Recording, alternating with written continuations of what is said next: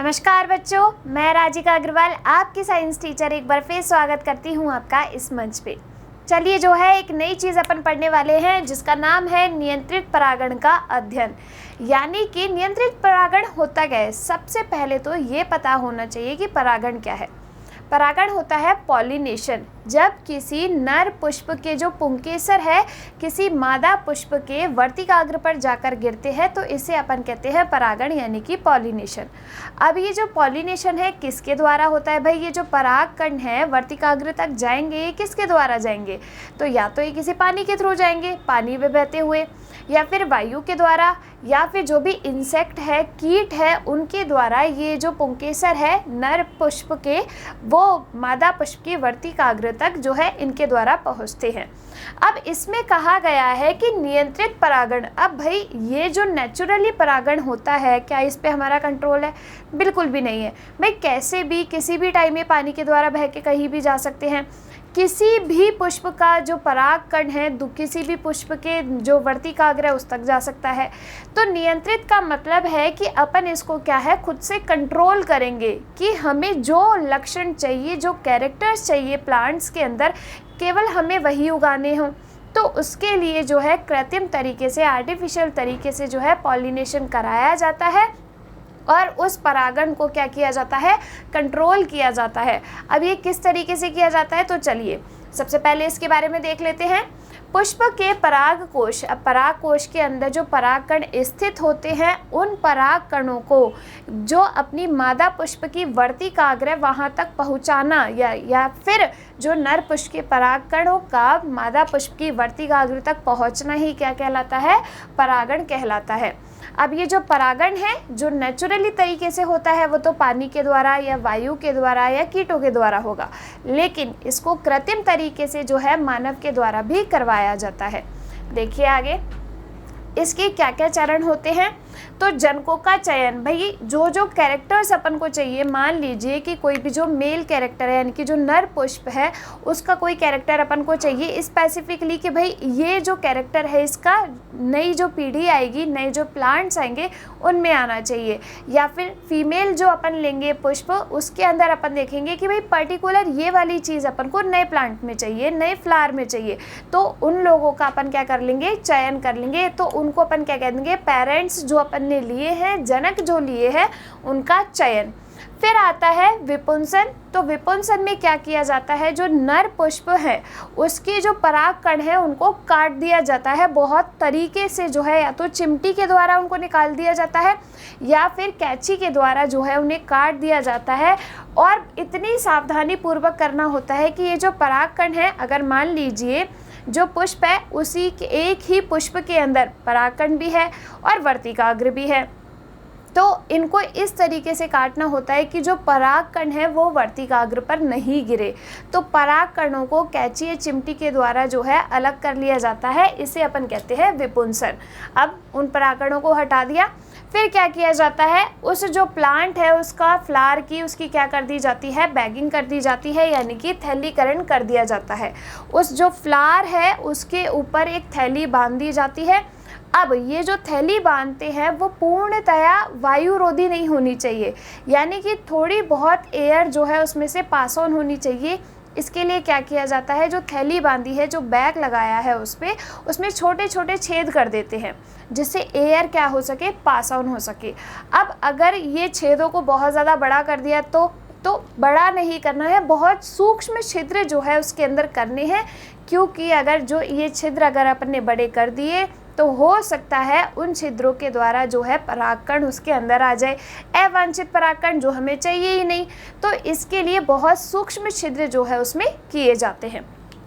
फिर आता है एंथेसिस की प्रोसेस। तो एंथेसिस में क्या होता है, जो नर पुष्प अपन ने लिया है, जो अपन को नई जनरेशन में चाहिए, उन नर पुष्प के जो परागकण हैं उस प्लांट की वर्तिकाग्र, उस फ्लावर की वर्तिकाग्र पर क्या है, रख दिए जाते हैं, या फिर कृत्रिम तरीके से पॉलिनेशन जो है वो करा दिया जाता है, उसे अपन कहते हैं एंथेसिस। फिर देखिए टैग बांधना, अब सारी प्रोसेस हो गई, विपुंसन हो गया, थैलीकरण हो गया, एंथेसिस हो गया, अपन ने वांछित जो भी लक्षण अपन को चाहिए वो ले लिया और उनके बीच में पॉलिनेशन परागण करवा दिया। फिर क्या किया जाता है, ये जो भी प्रोसेस की है यानी कि नर के अपन ने भाई कौन सा पुष्प लिया है उसके बारे में पूरी डिटेल, जो मादा पुष्प लिया है उसके बारे में पूरी डिटेल, किस दिन जो है विपुंसन कराया गया, किस दिन जो है अपन ने एंथेसिस किया है, इन सब की डेट और इन सारी इन्फॉर्मेशन को एक टैग पर लिखकर, एक उस पर लिखकर उस पर टैग लगा दिया जाता है जिससे अपन को पूरी इन्फॉर्मेशन उसके बारे में पता रहे। तो इस तरीके से जो है अपन इस प्रोसेस को कंप्लीट करते हैं कृत्रिम परागण की। फिर देखिए प्राप्त बीजों को उगाना, जो बीज अपन को मिले उनको उगा लेते हैं और बीजों से उत्पन्न पादपों से वांछित लक्षण वाले बीज जो है अपन प्राप्त कर लेते हैं जो अपन को चाहिए। नेचुरली तरीके से अपन को जो चाहिए वो तो नहीं मिलेगा, तो आर्टिफिशियल तरीके से ये जो पॉलिनेशन है वो कराकर इस प्रोसेस को कंप्लीट कर जो हमारे को जो चाहिए उस टाइप के फ्लावर्स, उस टाइप के प्लांट जो है अपन उगा सकते हैं। ठीक है भाई, चलिए आगे बढ़ते हैं। अपना ऑब्जेक्ट क्या है यहाँ पे, चार्ट या मॉडल द्वारा संकरण क्रिया के चरणों का अध्ययन करना। तो ये सारी जो अपनी क्या है संकरण की प्रोसेस होगी नहीं होगी। चलिए आगे चलते हैं। इसके लिए क्या क्या अपन को रिक्वायरमेंट होगी, ब्लेड, भाई ब्लेड किस लिए चाहिए अपन को, जो परागकण है उनको काटने के लिए, स्लाइड चाहिए, इसके बाद चिमटी, ब्रश, थैली, ये सारी चीज़ें जो है अपन को चाहिए रहेगी। चलिए आगे चलते हैं। प्रोसीजर, विधि। तो संकरण की क्रिया में निम्न प्रमुख चरण होते हैं। पैतृक का चयन, जो भी अपन को भाई प्लांट चाहिए मेल वाला और फीमेल वाला, जो फ्लावर के कैरेक्टर्स अपन को चाहिए तो उनका सिलेक्शन अपन कर लेते हैं कि इनको जो है अपन जनकों के रूप में रखेंगे। तो पहला हो गया अपना क्या, नर पुष्प और मादा पुष्पों का चयन कि भाई इनको अपन पेरेंट्स के रूप में जो है वो काम मिलेंगे। ठीक है, फिर चलिए आगे।